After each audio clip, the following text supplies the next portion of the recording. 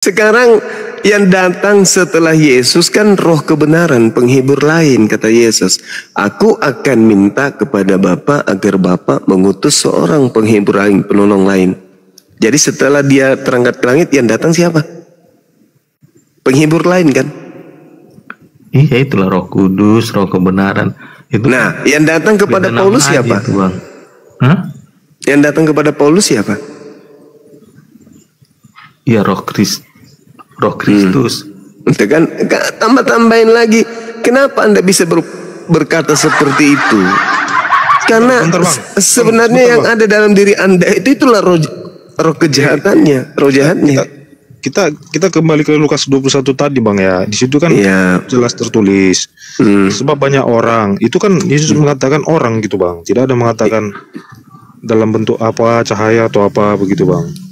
Intinya orang-orang yang waspadalah kepada penyesat yang datang kepadamu dengan memakai namaku dan berkata, akulah Yesus, waktunya sudah dekat, jangan kamu percaya.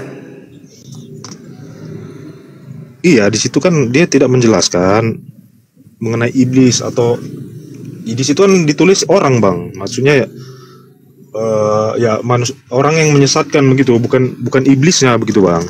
Itu kan dijelaskan di situ tulis. Hei, saudara, Matius 24 nomor 24, Yesus palsu dan nabi palsu.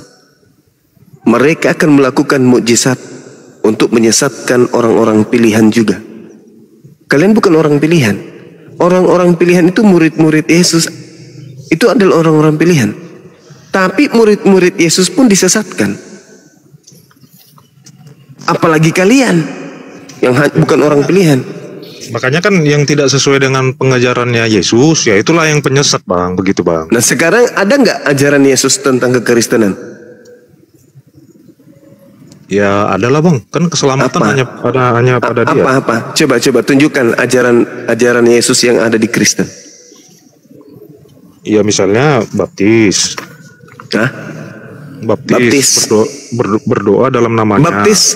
Sekarang yang ngajarkan Anda tuh membaptis siapa? Tertulis di mana itu? Di bentar. Matius 28 ya kalau nggak salah, 19. Pertama-tama itu diajarkan oleh Allah, Bang, kepada Yohanes. Iya kan? Iya, betul. Lalu Yesus juga mengajarkan baptisan kepada murid-muridnya. Di mana tertulis itu, Bang? Yohanes juga. Di mana tertulis? Bentar ya, kitab Yohanes.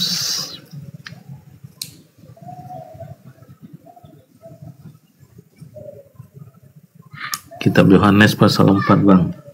Ayat yang kedua. Ya, ayat yang pertama sampai kedua. Apa tulisannya? Iya, saya akan bacakan. Iya. Ketika Tuhan Yesus mengetahui bahwa orang-orang Farisi telah mendengar bahwa ia memperoleh dan membaptis murid lebih banyak daripada Yohanes, meskipun Yesus sendiri tidak membaptis melainkan murid-muridnya. Yesus tidak membaptis. Anda udah baca kok. Iya, maksudnya dia mengajarkan muridnya membaptis. Itu dia. Membaptis dalam nama siapa? Di sini nggak diajarkan, Bang. Nah, itu dia. Makanya sekarang permasalahannya adalah di Kristen ini pokok pondasi akidahnya itu apa? Menyembah Yesus, menuhankan anak Maria. Itu ajaran Yesus. Ibadah hari Minggu itu ajaran Yesus.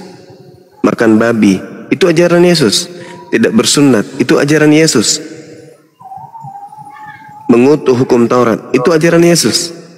Merasulkan Paulus itu ajaran Yesus. Inti dari hukum kasih, Bang, hukum kasih. Hukum kasih itu sudah dibatalkan oleh Paulus. Nggak bisa lagi. Nggak ada yang dibatalkan, Bang. Itu kan gini, Bang. Inilah saya katakan. Inilah saya akan menjadi hukum kasih begitu, Bang. Yesus menyempurnakan itu.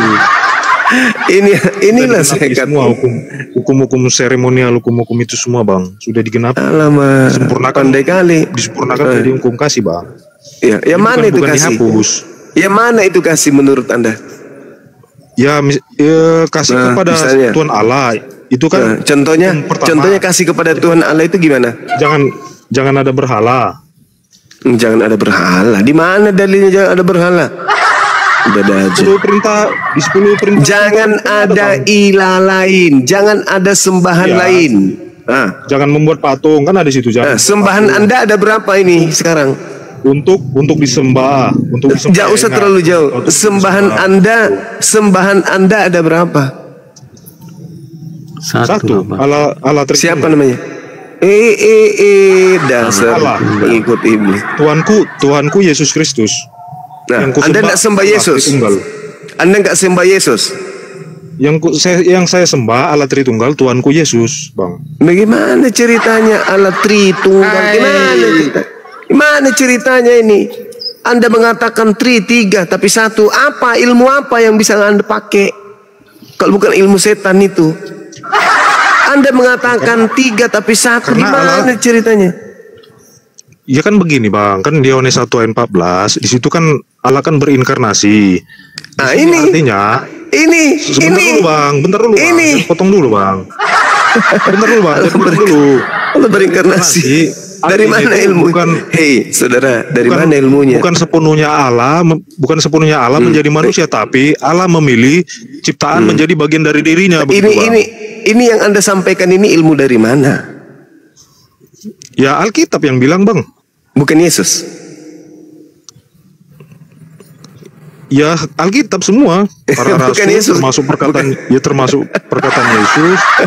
Mana perkataan Yesus kalau dia adalah Tuhan menjelma menjadi manusia, mana? Gitu, Bang. Mana? Cuman kalau kata Tritunggal kan tidak ada di Alkitab. Istilah konsep ada di dalam dalam kitabmu ada Trinitas itu ada. Bapak-bapak gereja. Inilah lucunya. Dari penafsiran bapak-bapak gereja ya seperti itu, begitu, Bang. 1 Yohanes 5 nomor 7 itulah Tritunggal. Masa nggak ada dalilnya? Ada dalilnya itu Tritunggal. Yang tidak ada dalilnya itu. Makanya berbicara Allah itu bukan berbicara mengenai angka 1, Bang, tapi kesatuan, begitu, Bang. Di mana yang ngajarin siapa kayak gitu?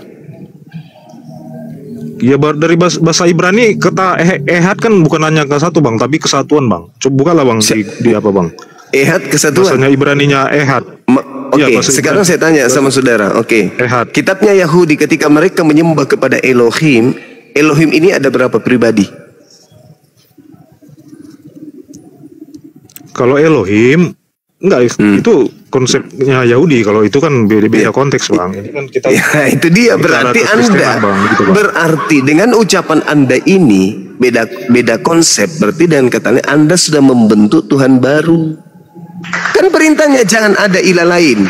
Nah, ternyata ilahnya orang Yahudi dengan ilah Anda itu berbeda. Membentuk Tuhan baru kan dari Kejadian kan jelas, Bang. Allah menciptakan sesuatu dengan firman-Nya. Nah, sekarang masalah sekarang begini. Ketika Anda berbicara mengenai konsep Tuhannya orang Yahudi sebelum ada Tuhannya Kristen bernama Yesus ini, itu ada berapa pribadi? Ada 2 pribadi. Dua pribadi. Apa itu? Allah Bapa dan firman-Nya.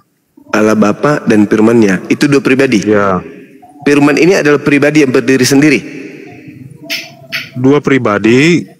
Tapi begini, di situ kan di Perjanjian Lama belum ada kata Roh Kudus, kan belum ada di situ Perjanjian Lama. Kan lucu. Tapi di situ sebentar, Bang, kasih saya waktu ngomong, Bang. Lucu. Nah, di situ yang Roh Allah itu yang seperti menghinggapi dihinggapi Roh Allah, dipenuhi Roh Allah, itu Roh Kudus, Bang, begitu. Sekarang yang saya pertanyakan ini, Anda mengatakan Tuhannya Yahudi ada 2 pribadi. Oke? Pribadi Bapa dan pribadi Firman. Firman ini bisa berdiri sendiri? Tidak, kan itu ya, terus kenapa Anda mengatakan itu pribadi? Karena kan firman itu yang menciptakan, Bang. Loh, kata siapa firman yang menciptakan?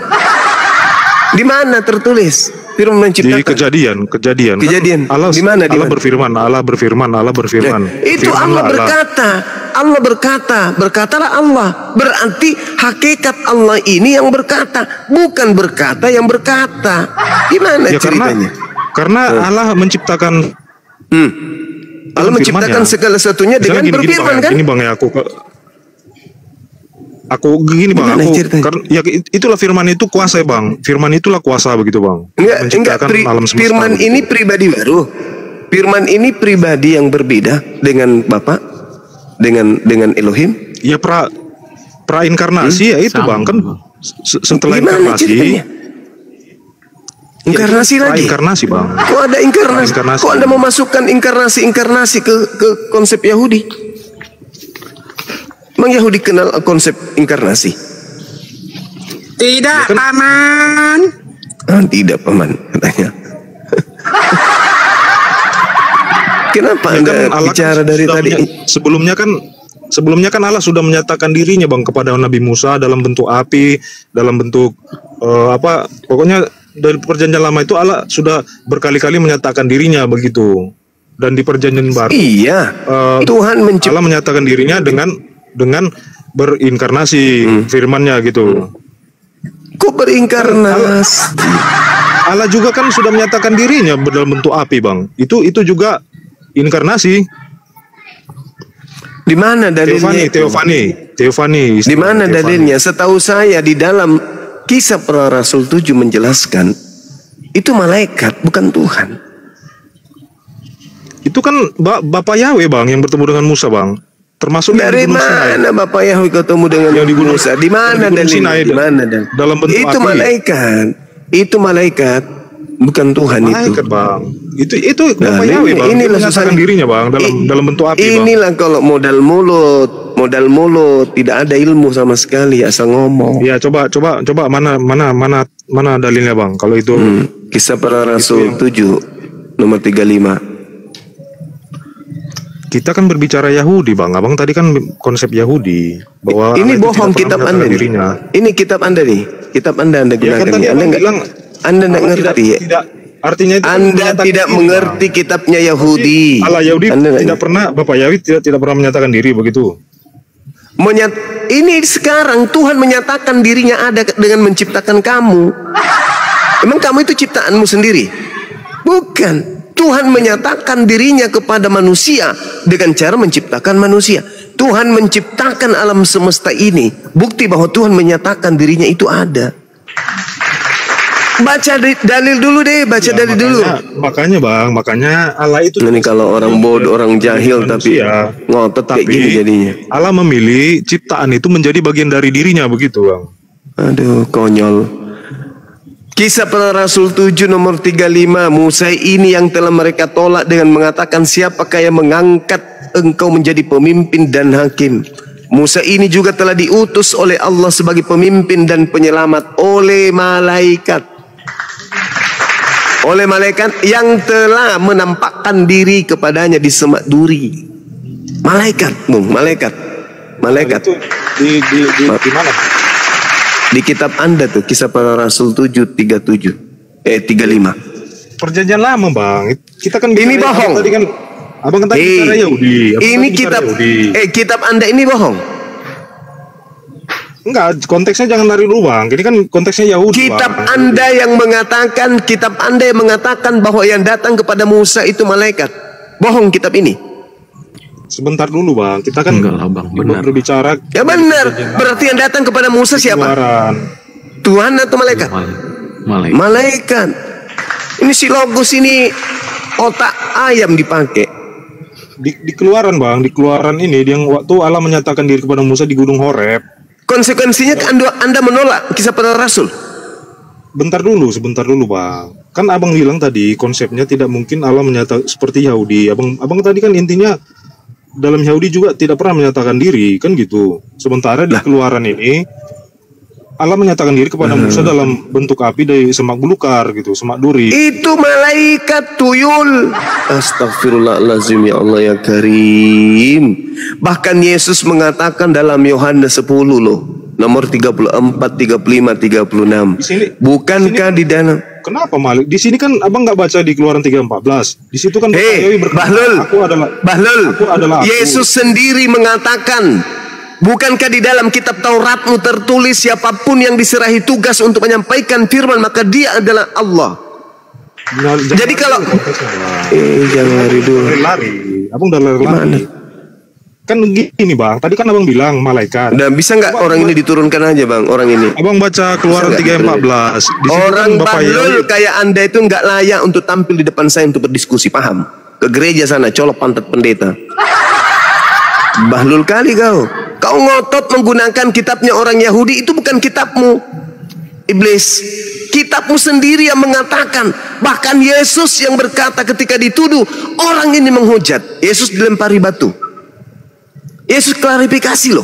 Hei kalian, bukankah di dalam kitab Tauratmu tertulis siapapun diserahi tugas untuk menyampaikan firman maka dia adalah Allah. Makanya saya mengaku Allah, karena tugas saya menyampaikan firman.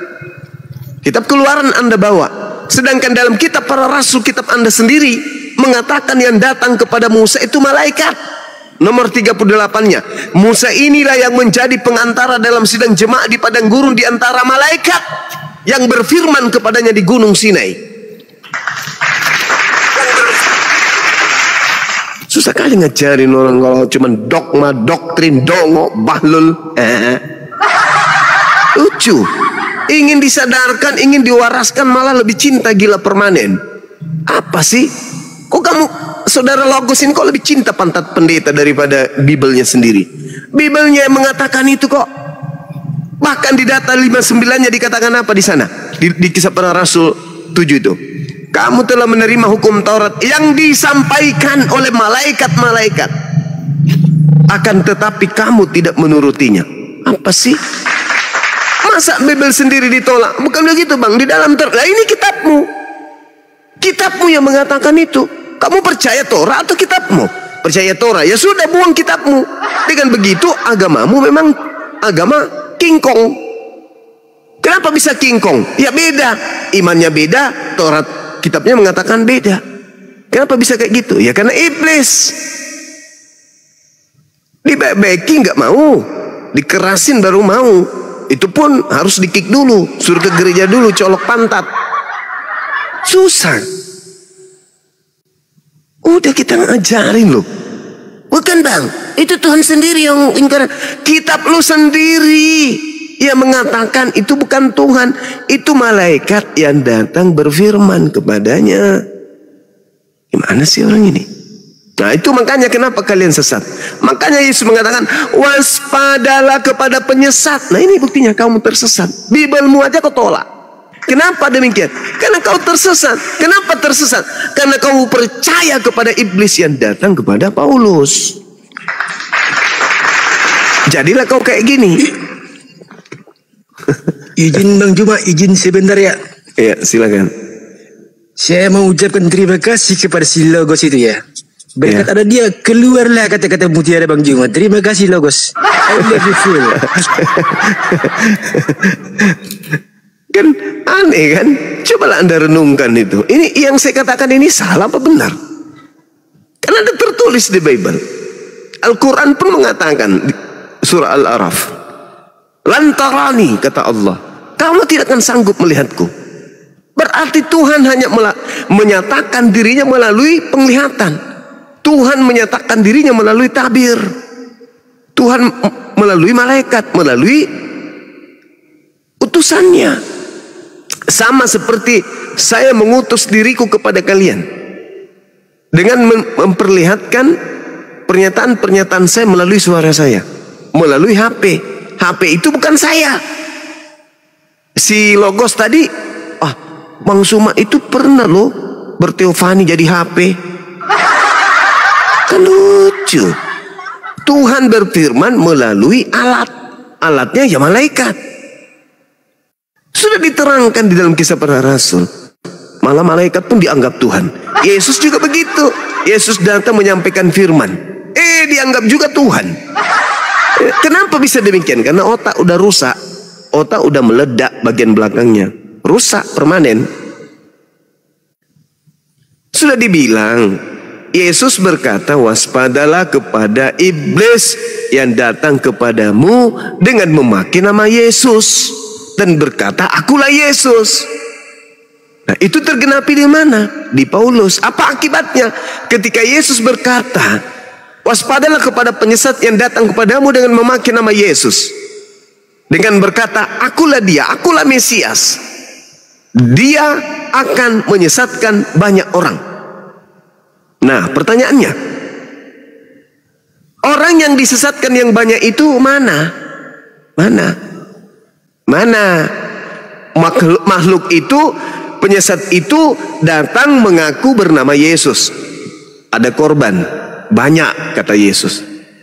Pertanyaannya, mana korban-korban yang banyak itu?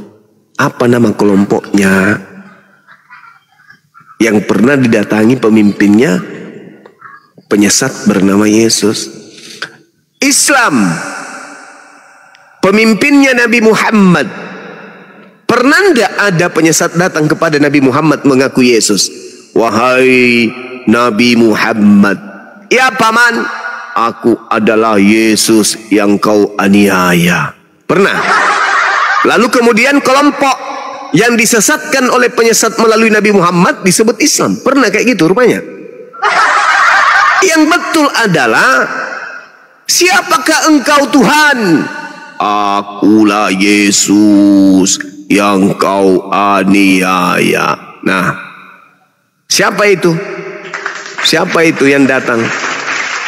Yesus, ngaku Yesus, penyesat. Kepada siapa? Kepada Paulus. Apa nama pengikut Paulus yang banyak disesatkan itu? Ya Kristen.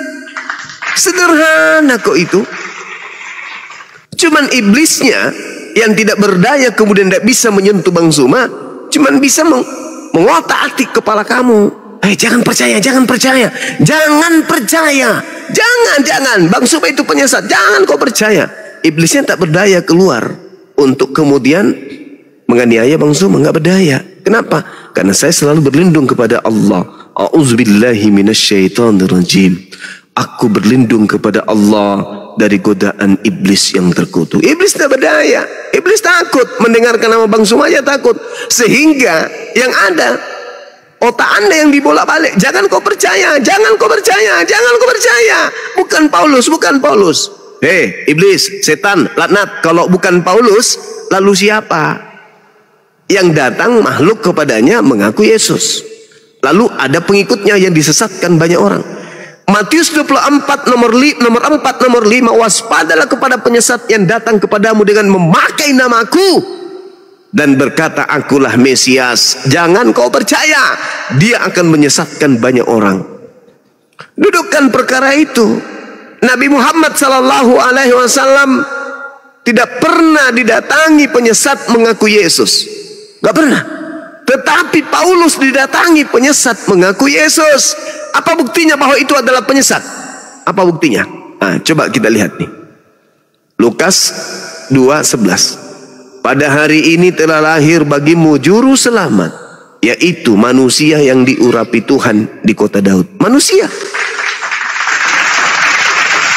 2 Yohanes 1 nomor 7. Siapakah penyesat itu? Bukankah dia yang pergi ke seluruh dunia yang tidak mengaku Yesus datang sebagai manusia? Itulah penyesat, itulah antikristus. Nah, Paulus mengaku Yesus yang datang kepadanya manusia atau bukan? Bukan. Paulus tidak mengaku kalau yang datang kepadanya itu adalah manusia. Di mana tertulis? Galatia 1 nomor 11 nomor 12. Apa kata Paulus? Aku menerima Injil bukan dari manusia. Nah, berarti bukan dari Yesus. Tunggu. Paulus berkata, tetapi dari pernyataan Yesus Kristus. Ya tergenapi malah. Tergenapi yang mana Bang Suma? Penyesatnya itu datang dengan memakai nama Yesus. Tetapi dia bukan manusia. Nah kalau bukan manusia lalu apa? Lalu apa? Iblis. Dia akan menyesatkan banyak orang. Mana banyak orang itu? Ya Kristen. Makanya Yesus di akhir zaman kelak dia datang kedua kalinya, Yesus berkata apa? Pada hari terakhir, berarti nanti yang akan datang, banyak orang akan berseru kepadaku, Tuhan, Tuhan, Tuhan Yesus, Tuhan Yesus, Bro Yesus.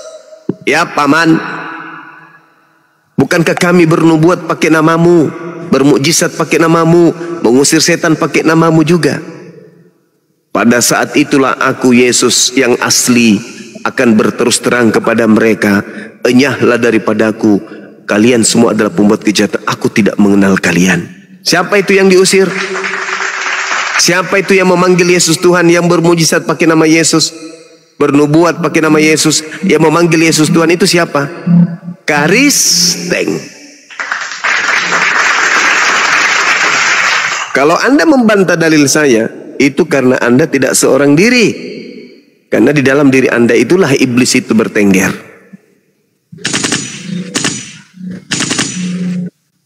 Mutar-mutar ke sana kemari, mutar-mutar, membantah dalil kitabnya sendiri.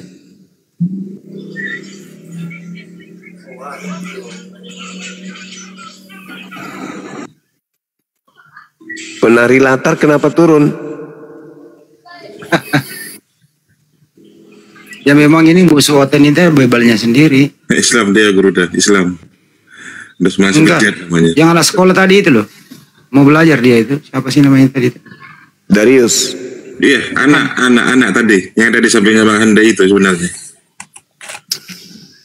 Doni, silakan naik Doni.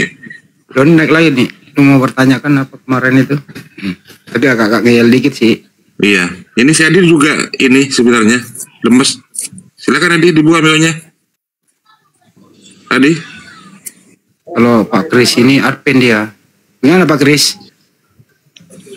Iya. Ya Om Kris. Adi dulu, barangkali ada mau yang disampaikan kepada Bang Juma. Silakan Adi. Iya, kalau saya sih, kalau Bang Suma mengarahkan bahwa Paulus itu menggenapi yang dikatakan Yesus, ya, akan muncul nabi palsu. Bagi saya Bang Suma itu keliru, ya, menanggapi, memahami kitab itu. Karena Paulus itu ajarannya itu bukan menentang Yesus. Jadi justru Paulus itu mengajarkan bagaimana orang-orang Kristen harus hidup supaya bisa selamat di dalam Yesus. Bahkan Paulus sampai mati, ya, demi Kristus. Jadi kalau menyamakan nubuatan Yesus itulah si Paulus itu nabi palsu atau ketemu iblis, itu salah. Itu kan hanya pendapat Bang Suma. Nah, kami ini kitab kami, ya, Bang Suma sering membuat kesimpulan di luar makna yang sebenarnya. Ya, itu. Bang, kalau saudara berbicara mengenai Paulus, jangan bernarasi bebas lah. Sedikit agak-agak menggunakan akal dan sandarkan pernyataan saudara itu ketika Anda berbicara mengenai Paulus berdasarkan ucapan Paulus. 2 Timotius 4 nomor 6, mengenai diriku Paulus, darahku sudah mulai dicurahkan sebagai persembahan dan saat kematianku sudah dekat. Persembahan apa ini Paulus? Paulus artinya dia rela mati demi Injil Kristus. Ya. Dia semua hidupnya baik tubuhku, jiwaku dan roh dipersembahkan demi Kristus, demi kemuliaan nama Yesus. Sekarang sekarang pertanyaannya di mana Yesus pernah minta darah? Kan kalau kita lihat terlekan itu ya bicara minta darah, ya sebenarnya bukan demikian maknanya, Bang. Jadi kalau kita rela mati, Paulus itu ya, mati dipenggal. Iya. Dia kan mengenai diriku, darahku sudah mulai dicurahkan sebagai persembahan. Darah Paulus ini dipersembahkan kepada siapa? Ya dia mati demi Injil Kristus, demi Kristus. Iya, pertanyaan saya, darah Paulus ini dipersembahkan kepada siapa? Iya, kepada Yesus. Yesus di mana minta darah manusia? Bahkan Yesus pernah berkata, penderitaan Kristus juga pengalaman Kristen, orang Kristen. Jadi kalau orang Yesus dianiaya, itu juga dialami orang-orang Kristen. Kalau orang Kristen menderita memang dialami. Yesus bahkan mati ya. Apa hubungannya orang Kristen? Abang, apa hubungannya orang Kristen dengan Yesus, Bang? Apa hubungannya? Ya, orang Kristen kan pengikut Yesus. Yesus yang mana? Ya. Yesus yang mana yang Kristen ikuti? Yesus yang disalibkan itu. Oh, itu bukan Yesus yang disalibkan. Oh, kan Yesus disalibkan di Alkitab. Kalau kitab lain mengatakan Yesus tidak disalibkan, itu kitab bohong. Itu perbuatan iblis. Baik. Iblis memutarbalikkan kebenaran. Baik, kita buktikan. Kita buktikan, Bang, ya. Kita buktikan. Sekarang begini, yang disalib itu orang terkutuk atau orang benar? Yang terkutuk orang-orang yang mati di kayu salib. Yesus tidak ditemukan kesalahannya. Berarti yang dia mati terkutuk. Nah, berarti yang dia mati? Kan mati terkutuk. Yesus mati terkutuk. Kenapa bisa? Tapi bukan karena dosa, bukan karena kesalahan. Lalu karena apa? Ya, dia mati demi menyelamatkan orang-orang yang percaya kepadanya. Di mana dalilnya? Ya kan banyak ayat kita mengatakan. Iya banyak. Di mana? Kok banyak? Di banyak. Mana dalilnya? Mana dalilnya mana? Saya tidak sedang melawan manusia ini. Saya sedang melawan iblis ini. Mana dalilnya Yesus mati demi kutuk manusia? Mana dalilnya? Tunjukkan ke saya. Kan nggak disebut Yesus mati kutuk. Lalu dari mana ilmu Anda barusan? Itu ku bilang saya tidak sedang berdialog dengan manusia sekarang ini. Saya berdialog dengan antek-antek iblis. Saya butuh dalil. Yang antek iblis itu ya yang menggunakan ayat-ayat Alkitab untuk menyerang orang-orang yang memiliki kesaksian Yesus. Itu Anda lucu gitu. Anda lucu. Saya minta dalil pernyataan saudara Yesus tidak terkutuk, tetapi Yesus menebus kutuk orang-orang yang berdosa. Mana dalilnya? Kalau tidak ada dalilnya berarti saya sedang berdiskusi dengan iblis. Saya butuh dalil. Iblis kayak saudara, iblis kayak Anda itu tidak membuat saya takut loh. Serius. Anda yang iblis. Loh, kalau Anda mengatakan saya iblis, saya sedang memperjuangkan kesucian Yesus, bahwa bukan dia yang terkutuk. Sedangkan Anda sebagai iblis wajib menanamkan akidah kepada orang lain bahwa yang mati terkutuk itu adalah Yesus. Pertanyaan saya, buktikan kebenaran Anda kalau Anda bukan iblis.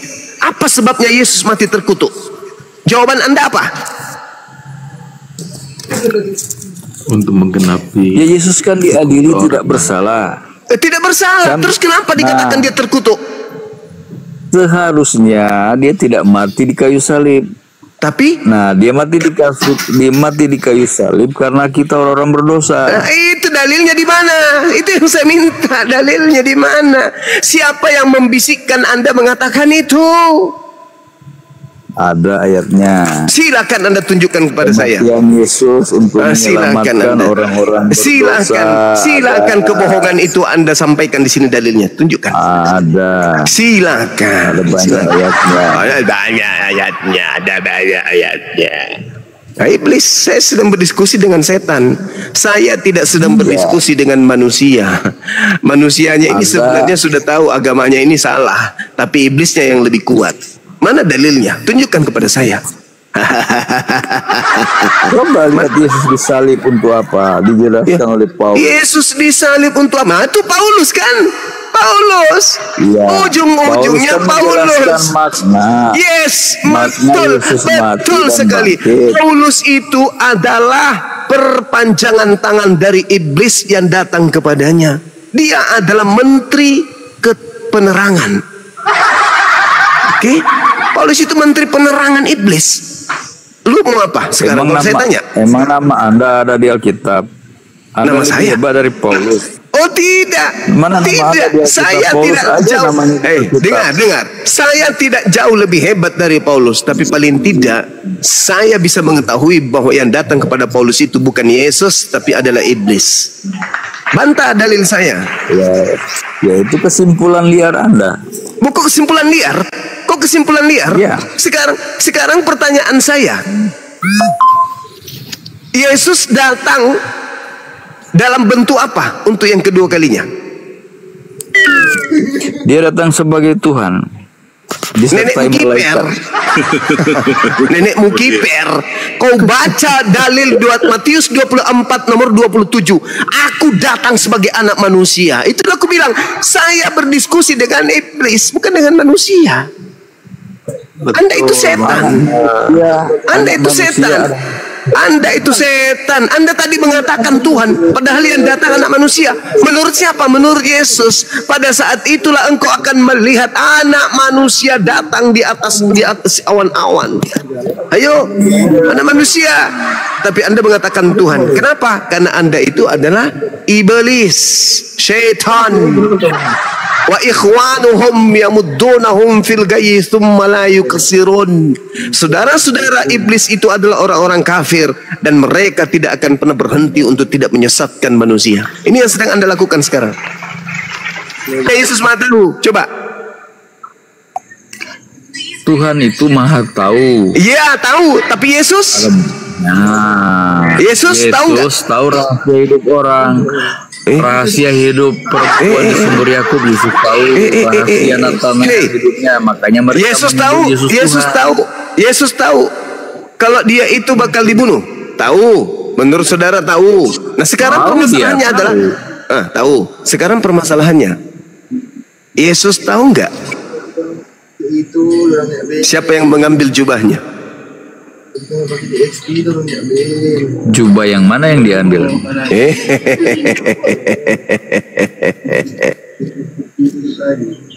Jubah yang diambil prajurit, atau Anda mau hubungkan dengan kain lenan? Bukan. Ketika Yesus kemudian berkata, siapa yang menyentuh jubahku? Yesus tahu nggak siapa yang menyentuh jubahnya? Itu ada jamahan iman ya. Disebut jamahan iman.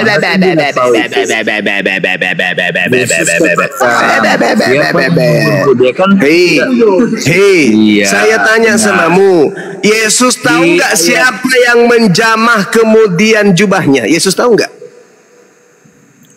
Yesus katakan begini, dengar ya. Siapa yang menjamah jubahku? Nah, karena dari diri Yesus berasa ada jamahan iman, ada orang yang begitu percaya dengan menyentuh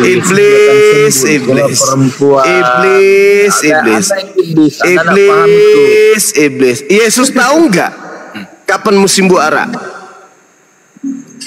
Yang ngambil jubah Yesus itu prajurit Yohanes 19:23. Yesus nggak tahu itu. Yesus nggak tahu. Tapi Yohanes tahu. Yang dimaksud Bang.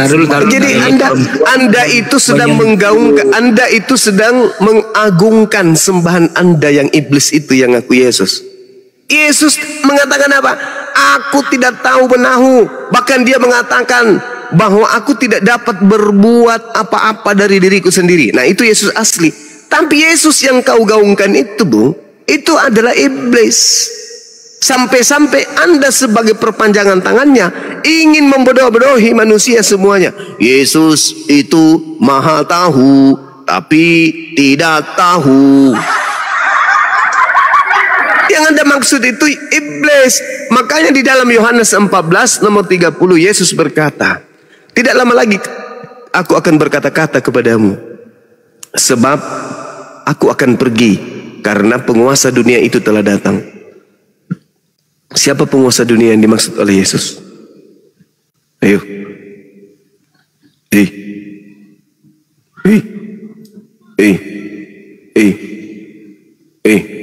Menteri penerangan Dajjal.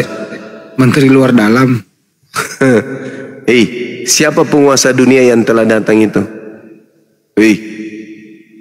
Aku harus pergi sebab penguasa dunia telah datang.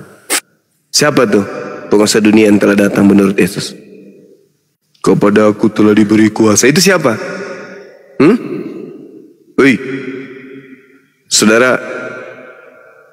Saudara Kristen, Yahudi palsu. buka mic-nya, jangan pura-pura ditutup sendiri lah. Bisa dibuka kok itu. Yahudi palsu dengan menggunakan istilah Advent biar dianggap sama seperti Yahudi. Tapi KW. Ya, kau agamamu apa? Saya sama seperti Yesus. Apa samanya dengan Yesus? Ibrani 5 nomor 7, Yesus disebut sebagai anak yang soleh, bukan sebagai seorang Kristiani. Cuma ini antikristus, bukan pengikut Kristus. Kau kan antikristus. Jangan emosi dong, jangan emosi. Pertanyaan saya, aku memang harus pergi sebab penguasa dunia itu telah datang. Siapa penguasa dunia itu? Jangan Anda kaitkan Yesus berkuasa dengan penguasa dunia adalah iblis. Kesamaan kata bukan berarti kesamaan hukum. Salah paham. Iblis sedang mengejek. Penguasa dunia itu adalah iblis. Itulah yang keluar dari kubur. Mengaku-ngaku Yesus, kepada aku telah diberi kuasa, pergilah ke seluruh dunia, jadikanlah seluruh bangsa menjadi pengikutku. Itu siapa? Itu siapa? Itu siapa yang mengaku diberi kuasa? Itu siapa itu? Iya kan Yesus memberi kuasa kepada murid-muridnya. Emang jelas. Aku tidak dapat berbuat apa-apa dari diriku sendiri. Itu ucapan siapa? Itu ucapan Yesus. Nah, tapi kuasa lalu siapa yang Yesus? Adalah... Lalu siapa yang mengatakan kepada aku telah diberi kuasa? Yesus mengatakan kepada aku telah diberikan kuasa di surga dan di bumi. Tadi dia mengatakan aku tidak dapat berbuat apa-apa dari diriku sendiri. Kok keluar dari kubur tiba-tiba kepada aku telah diberi kuasa? Itu siapa?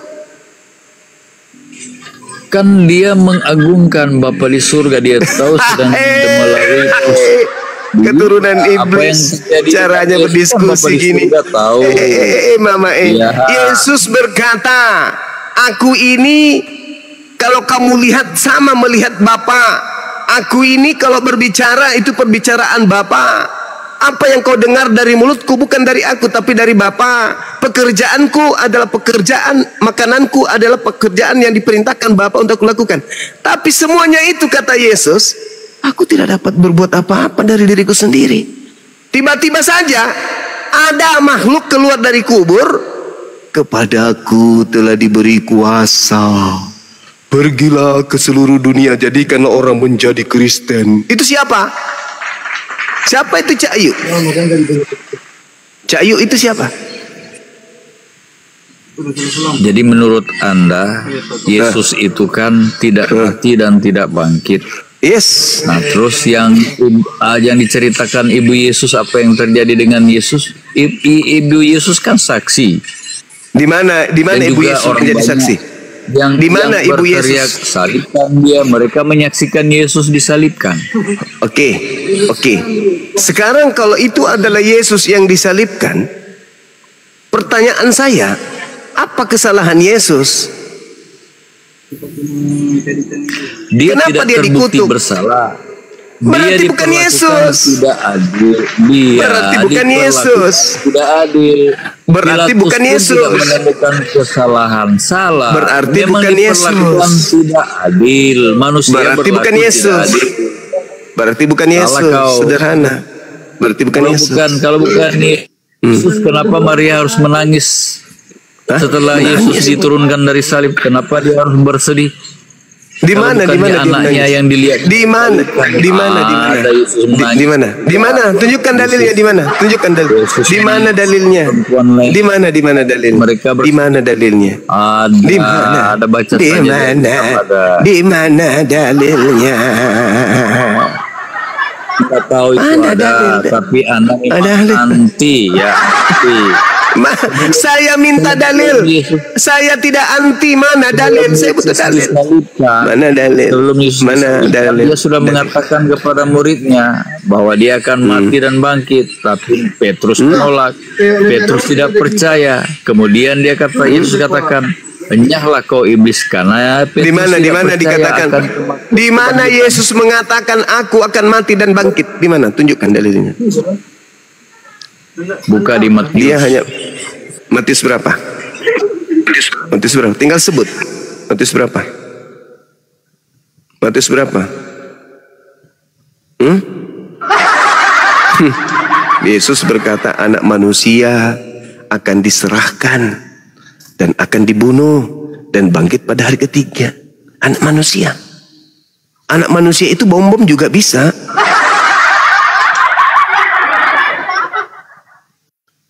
Dosma juga bisa, anak manusia. Yudas itu juga anak manusia. Gak bisa lolos kalian, gak bisa lolos. Kenapa? Musuh kalian Bible. Musuh terberat Kristen, Yesus dan Bible. Melalui tangan-tangan apologet Islam. Kalian kan cuma modal imani saja. Percaya, imani, percaya, imani, percaya, imani, percaya, imani, percaya, imani. Itu aja kan di kalian. Ada nggak kalian ruang waktu untuk belajar Bible? Nggak ada. Kalau ada ruang dan waktu kalian untuk belajar Bible, kalian sudah hafal data-data di Bible. Kalian sudah hafal. Karena kalian punya waktu untuk belajar tentang Bible. Tapi karena kalian tidak ada waktu untuk belajar Bible, karena Bible itu tidak menarik buat Anda. Yang menarik buat Anda itu adalah prosesi ibadah Anda. Joget, salto-salto, jingkrak-jingkrak, tepuk tangan, kepak-kepak pak, ketek, kayak gitu. Tapi hati Anda tidak tertarik untuk Bible. Enggak. Kalian hanya suka ke gereja, entah apa-apa di sana kan. Tapi untuk belajar Bible, kalian tidak punya daya tarik terhadap dia. Bible pun begitu. Beda dengan kami umat Islam. Kami pelajari Bible kalian. Dari kitab Kejadian kami pelajari sampai kitab Wahyu. Kalian mana ada belajar? Gak ada kalian itu belajar. Gak ada. Kalian cuma dengar-dengar pengkhotbah aja di gereja. Apa kata gereja, apa kata pastor pendeta, itulah yang kalian imani. Itu yang kalian percayai. Tapi kalian tidak sedikit pun kalian tidak belajar Bible. Kenapa kalian tidak belajar Bible? Karena Bible mengatakan Yesus berkata begini, tapi kita kok malah menuhankan. Yesus berkata begini, tapi kok kita makan. Yesus berkata begini, tapi kok kita tidak melakukan. Dari bingung ini Bible. Simpan aja. Kita dengar pendeta aja. Iblis berkuasa. Karena iblis memang diutus berdasarkan Bible. Makanya Yesus berkata gini. Memang tidak lama lagi kita akan berbicara. Tidak lama lagi aku akan berkata-kata sama kalian, pada kalian. Sebab penguasa dunia telah datang. Siapa penguasa dunia yang dimaksud di situ? Iblis. Dan iblis sedikit pun tidak berkuasa atasku. Jadi kalau ada pendebat Kristen mengatakan Yesus itu memang tidak bersalah, tetapi salah tangkap.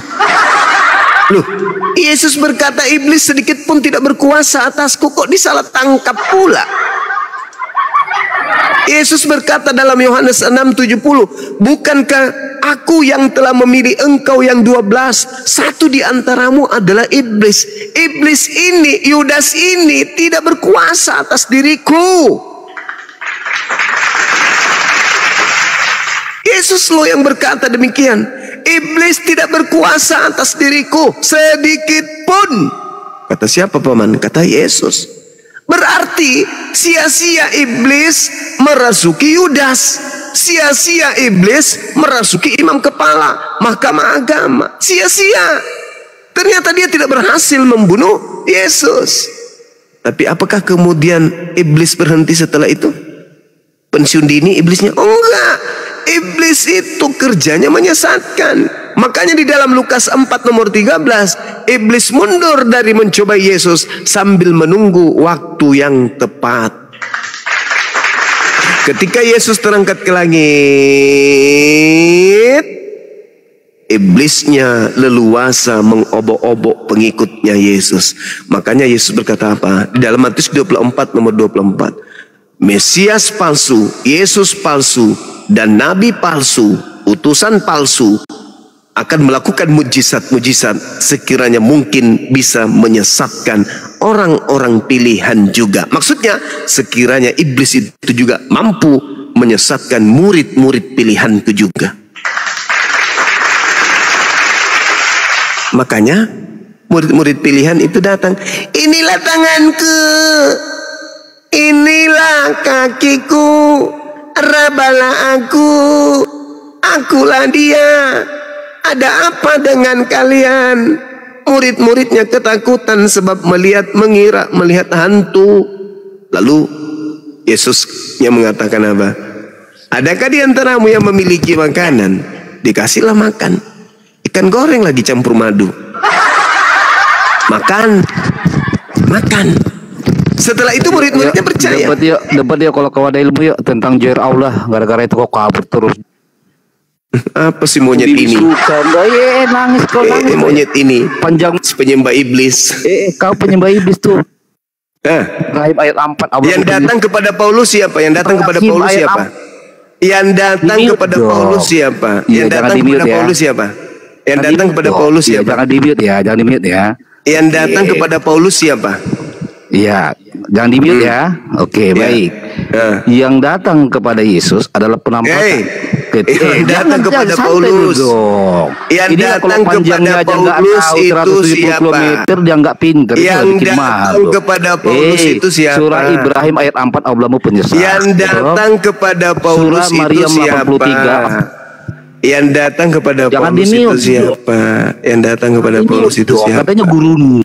Yang datang kepada Paulus itu siapa? Udah 5 tadi guru di sini. Harusnya kamu datang menjawab, bukan datang kau bawa materi baru. Allah mengutus setan. Surah Maryam 83. Tak ada dalilnya orang Kristen bisa memahami Quran. Nggak ada dalilnya. Orang Kristen bisa membahas Quran. Kita bahas yuk, berani nggak?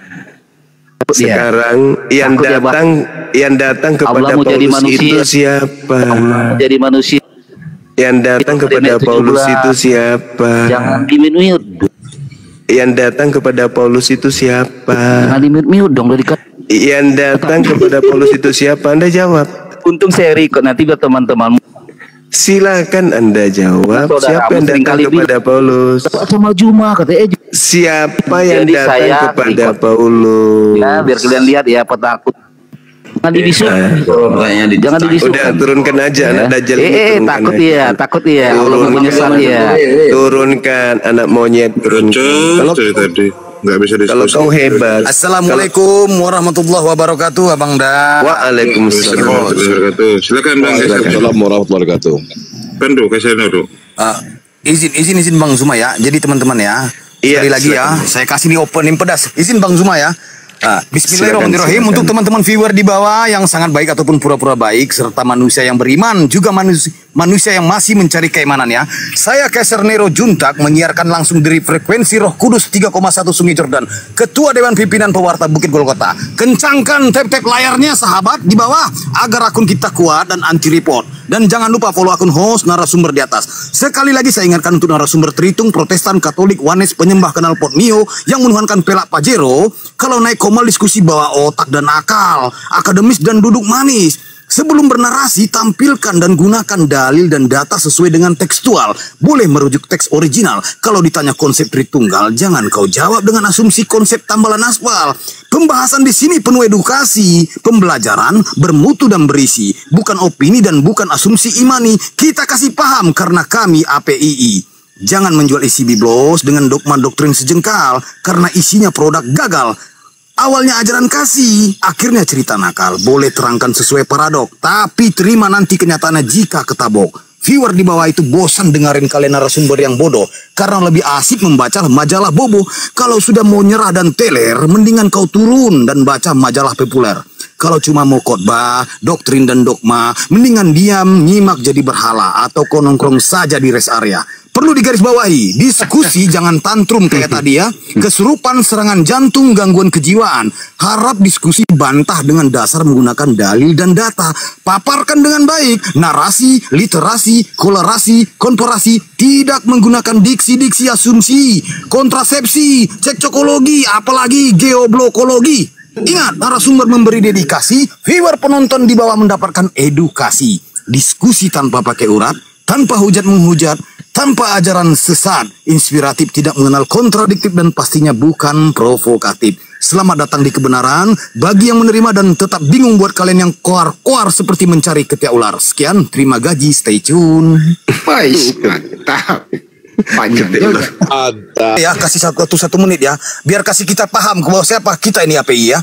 Untuk penyembah plastik Indomie yang menuhankan lanceng ceba, kalau cuma doktrin dan dogma, Tuhan dikonsep menjelma jadi manusia, lalu reinkarnasi teofani seperti amuba, mending kau tuhankan saja si Kribo Saibaba. Dari nenek moyangku pintar pakai celana legging, ya, sampai nenekku pintar naik sepatu roda dan menjadi top global pro player Mobile Legend, tidak akan ada ditemukan satu data dalil di Bible Oten Tuhan jadi manusia dan manusia jadi Tuhan seperti Satria Baja Hitam ataupun Ultraman. Bahkan teman-teman, ingat, dicatat, sampai Presiden Korea Kim Jong-un dan Vladimir Putin jadi kiper timnas Indonesia, tidak akan pernah kau temukan konsep menjadi satu jiwa. Ingat, satu menjadi tiga bagaikan Naruto membelah raga. Kalau cuma congor dan koar-koar sok pintar tanpa menggunakan data dan dalil, bagaikan orang gila mencari ketiak ular. Di sini kau malah mumpuni akademis. Ya, di sini kau malah mumpuni akademis. Ingat, yang terukur bukan pembual seperti Ejus yang suka pinjam pisau cukur. Kalau orang buta bertemu Yesus dapat mukjizat, sehat dapat melihat. Tapi kocak lucunya Om Paulus ketemu Yesus matanya buta hampir sekarat. Segala firman dan data Gurunda Zuma. Oke. Ingat ya. Ingat sekali lagi, segala firman dan data Gurunda Zuma sudah bacakan, tapi Anda masih memutar balikan. Satu pertanyaan yang ditanyakan, tapi 11 jawaban yang kau lontarkan, itu pun salah semua. Ya, ingat, Gurunda Zuma akademis, Islam mendunia. Ya, ingat, no handi, no party, pakar jebakan Sparta. Silakan hadapi sampai kau berak celana. Sekian, stay tune. Terima kasih host. Assalamualaikum warahmatullahi wabarakatuh. Sampai kau berak celana. Sekian, stay tune. Terima kasih host. Mantap kali lah host kita ini. Aduh. Selamat malam. Lanpe Lapercian. Ya, Lamper Oten. Dan ini bawahnya Lamper Oten. Malam Lapercian. Malam. Malam. Ya udah, ada yang mau ditanyakan atau ada yang mau dibantai? Malam apa ini sekarang teman-teman? Malam Selasa. Malam bantai Oten. Silakan pertanyaan. Atau mau ditanya? Enggak. Cuma mau bilang aku mau dengar-dengar seperti dengar-dengar tukang koyok di pasaran. Gitu aja. Terus? Oh, kau jangan sok gadis perasaan sempit kau di sini. Turun aja kau di sini. Turun. Jadi berhala aja kau sana. Curhat-curhat kau di sini, perasaan sempit kau sok gadis. Itu kok koyok itu kan gitu. Obat koyok lah, obat apalah. Sama kayak gini. Kenapa? Senang kau dengar aku kan? Senang kau dengar aku. Enggak, sekarang gini, kita jangan banyak suara, jangan menyerang individu. Senang. Sekarang jangan menyerang individu. Saya senang sekali dengar-dengar. Saya senang sekali dengar-dengar koyok-koyoknya. Ya, terus kenapa iri? Iri bilang bos. Adakah seorang Oten seperti aku ini? Bos. Ada, bilang. Ini Dulu aku bos. mantan Oten. Dulu aku mantan Nggak ada yang irinya bos. Anak-anak Tuhan nggak pernah ada iri itu bos. Anak Tuhan dia rupanya. Lanjut Bang Suma, anak Tuhan dia. Ini giling-giling Mahandi, giling. Pindahkan ginjalnya ke hati. Anak Tuhan, Tuhan punya anak. Itu yang dikatakan anak-anak Tuhan oleh Yesus itu di dalam Yohanes 8:44. Iblis lah yang menjadi bapakmu. Berarti kalian ini anak-anak iblis, anak-anak Tuhan. Gimana dong? Terserah kalian. Bukan terserah saya. Kalian mau bilang apa? Itu Yesus yang berkata loh. Dengar. Yesus yang berkata demikian di pasaran. Yesus berkata bahwa orang-orang yang punya niatan membunuh Yesus dan orang-orang yang percaya kebangkitan hari ketiga itu adalah anak-anak iblis. Kok kamu ngaku anak-anak Tuhan? Kan lucu. Lawak-lawak. Kalau lucu, lucu ketawa. Iya tadi saya sudah tertawa. Iya ketawalah. Ketawalah seperti orang gila di jalanan. Anak-anak iblis dibilangnya anak-anak Tuhan. Lucu. Kan? Ada parah. Seperti anak-anak kita yang di jalanan itu kan. Bukan. Lucu ya, lucu. Iya. Anak iblis ngaku anak Tuhan, lucu itu. Lucu, Ya, lucu pemakan lah. babi, pemakan babi Iya, kami ngaku juga anak lucu Tuhan. tengok kalian. Yo, ibadah minggu Iya, ngaku kami anak juga Tuhan, lucu ya tengok kan? kalian. Pemakan Sama babi, deh. makan anjing ngaku anak Tuhan. Nggak bersunat pula ngaku anak Tuhan. Kampret. Gak tahu malu. Alamak, Tuhan itu paling benci sama orang yang tidak bersunat. Paling benci. Apalagi pemakan babi. Wah, benci kali. Apalagi orang yang percaya membunuh manusia, menumbalkan manusia kepada dewa Molok. Paling benci Tuhan itu sama dia. Coba Anda lihat di dalam Amsal 6 nomor 16. 6 perkara yang dibenci oleh Tuhan. Bahkan 7 kekejian di dalam hatinya, yaitu mempertumpahkan darah Yesus Kristus. Itu menumpahkan darah Yesus itu adalah kekejian bagi Tuhan. Menumpahkan darah Yesus itu adalah hal yang sangat dibenci oleh Tuhan. Paham ente? Bahkan di dalam Yehezkiel 44 nomor 9, apa kata Tuhan? Haram hukumnya orang yang tidak bersunat masuk ke dalam bait suciku. Haram hukumnya, dibenci kali kau itu. Yesaya 52 nomor 1. Haram hukumnya orang tidak bersunat masuk ke kota Yerusalem. Dibenci kali kau itu. Kau orang paling dibenci oleh Tuhan. Paling dibenci oleh Tuhan. Kau ngaku anak-anak Tuhan. Anak-anak setan ngaku anak Tuhan. Weh, cuma Muhammad sunat nggak? Congor kau tuh. Sunat nggak Muhammad? Setan, Muhammad sunat nggak? Ada belum nih? Muhammad aja nggak sunat. Kau ngomong Muhammad itu parah. Kau yang parah cuma. Kau menghina nabimu. Kau menghina nabimu sendiri. Masya Allah. Subhanallah. Masya Allah. Muhammad aja nggak sunat. Kau bilang pula dia gitu. Kenapa kau mengatakan nabiku tidak sunat? Nah, iyalah. Karena apa? Karena apa? Muhammad sunat. Dia mengaku salah satu kemuliaan yang harus mengaku dong. Jadi maksudmu emang Tuhan ini dia maksudmu mau kayak Yesus gitu. Lukas melihat nonotnya Yesus. Lukas berkata di dalam Lukas 2. Dengar. Yesus, dengar. Lukas berkata Yesus disunat pada hari ke-8. Pertanyaan saya, dari mana Lukas tahu? Dari mana Lukas tahu kalau Yesus disunat? Udahlah. Lukas, sini dong, Lukas. Kenapa paman? Nih, lihat. Ucoknya Tuhanku udah disunat. Dasar bahlul.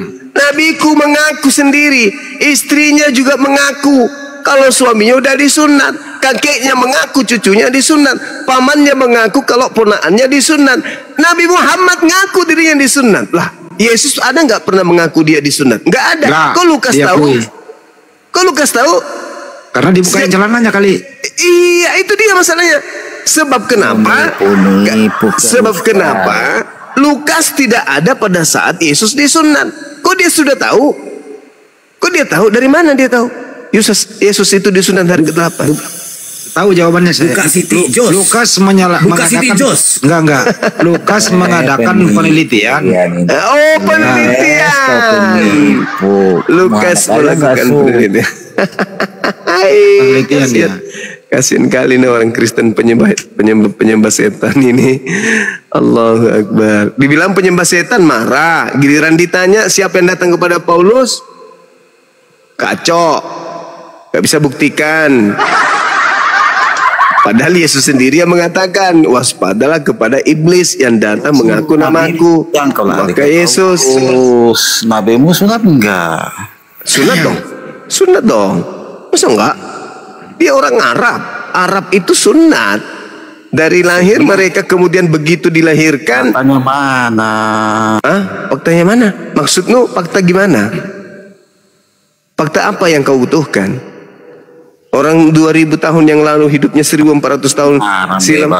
Enggak ada ilmu. Kau yang nggak ada ilmu. Pertanyaan saya dari mana Lukas tahu kalau Yesus itu? Aja lari ke kitab, tapi kalau nabimu kau nggak. Dasar makan babi, otak nggak berfungsi. Ini sekarang ini jam-jam Cili berganti penghujan, nah ini nggak apa-apa. Iya betul Bang Andi.